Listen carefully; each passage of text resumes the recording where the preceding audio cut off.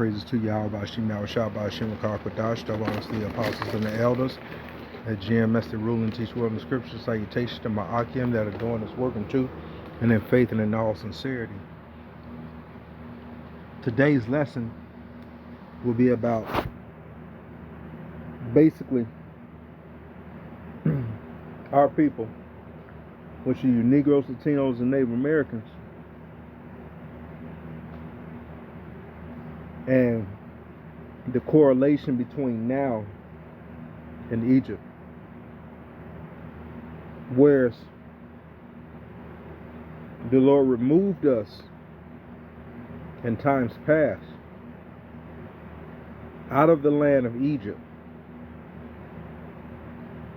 but a lot of our people, because they had those certain delicacies in the land of Egypt, now still being slaves, I might add, just because they had those delicacies in Egypt, the Lord looked upon them in their murmuring. Okay? Now, we're not going to be, this go round, we're not going to be taken out of New Age Egypt. Okay? Just to have the majority of our people murmur against the Most High. Murmuring to the Most High, so to speak.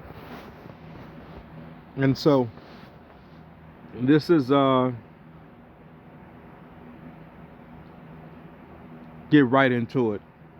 Okay, we're going to start out in the book of Numbers, chapter 14, verse 2. And all the children of Israel murmured against Moses and against Aaron. And the whole congregation said unto him, would the Most High that we had died in the land of Egypt, or would the Most High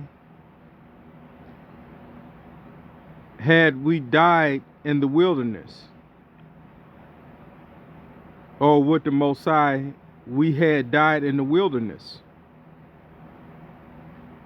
And wherefore hath the Lord brought us into this land, to fall by the sword, and our wives and our children should be a prey?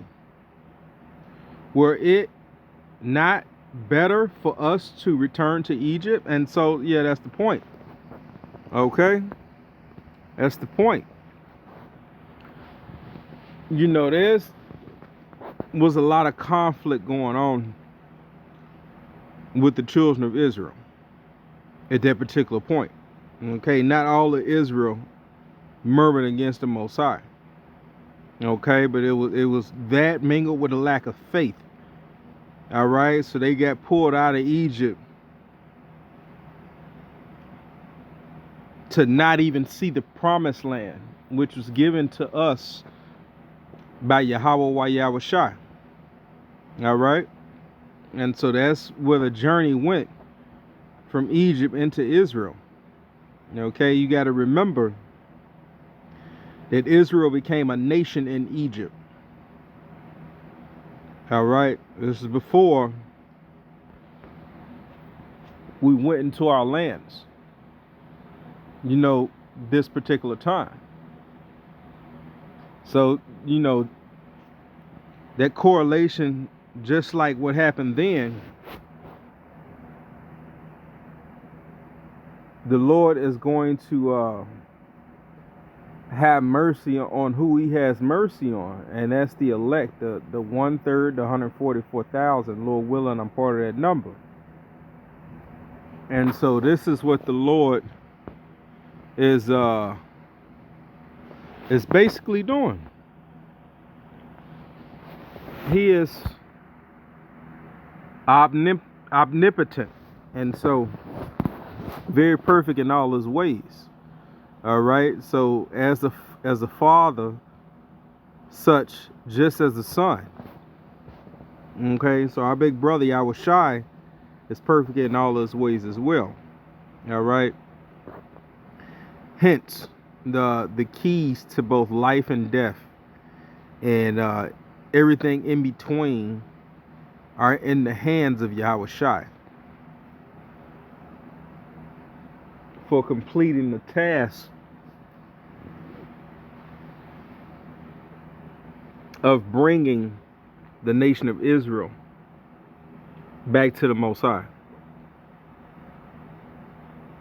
So, as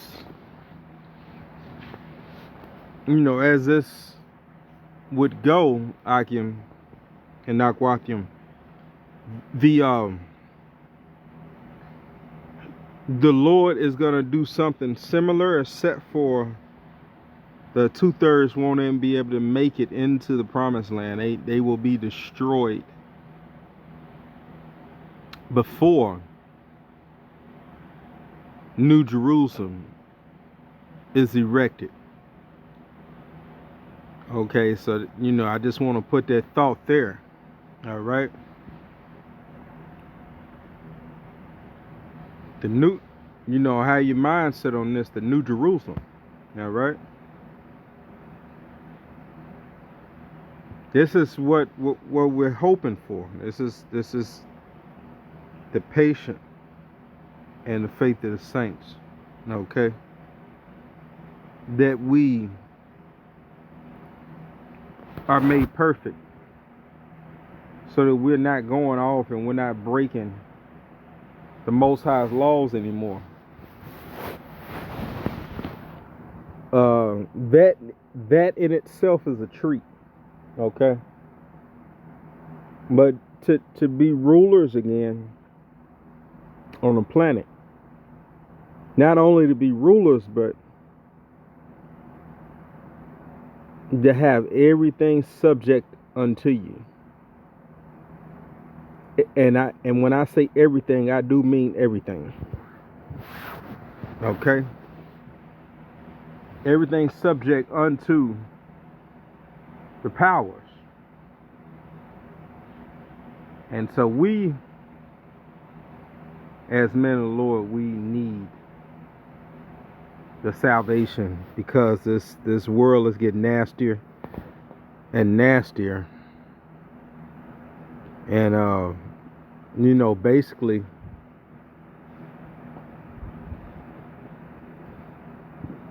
there will be no flesh to be saved.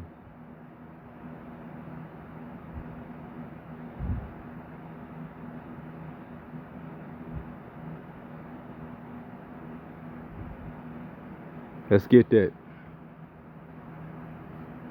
Okay, let's go into Matthew chapter 24, verse 22. And it reads, "And except those days should be shortened, there should no flesh be saved, but for the elect's sake those days should be shortened." And so, call Allah Yahweh Hashem Yahweh Shai for that mercy. Okay? And let me tell you, we need mercy. If anybody needs it, we need it. And so, that the point was made, Lord willing. You were edified. Give it all praises to Yahweh Ba'ashem Yahweh Shai Ba'ashem Rakar Kodash. And until next time, Shalom.